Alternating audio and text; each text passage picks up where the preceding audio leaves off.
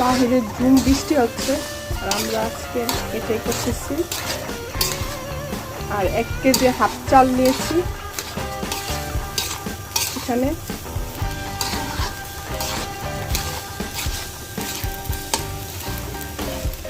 চালটা যখন ভাজা হয়ে যাবে তখন এটা নাড়াচাড়া দিলে চালটা একবার পুরো পাতলা হবে।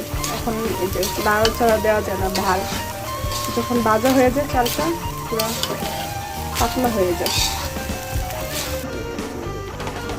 এই যে শুটকিগুলো কেটে নিয়েছি আর পোলাচ খুদের চালের সাথে আমি একটু পেঁয়াজ দিয়ে দিলাম, কাঁচা পেঁয়াজ, কাঁচামরিচটা দিব। এখন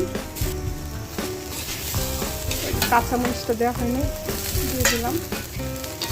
আর একটু ভেজে নিব চালটা। এখানে আমি চালটা ভাজতে ভাজতে শুটকির জন্য কড়াই বসিয়ে দিলাম, শুটকি রান্না করব।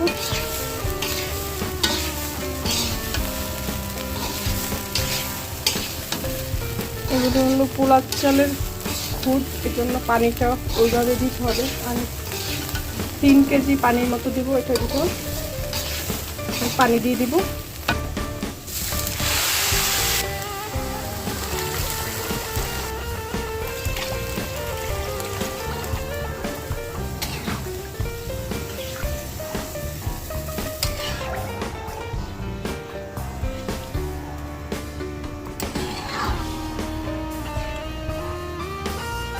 আমি এখানে ঠান্ডা পানি দিলাম, গরম পানি দিতে পারলে আরো দিত, গরম পানি করা ছিল না, এখানে ঠান্ডা পানিটাই দিয়ে দিলাম।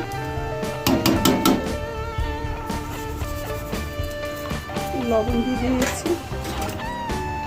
যেহেতু সরষের তেল দিয়ে রান্না করতেছি, সরিষার তেল দিয়ে, এই জন্য একটু লাল লাল দেখা যাচ্ছে।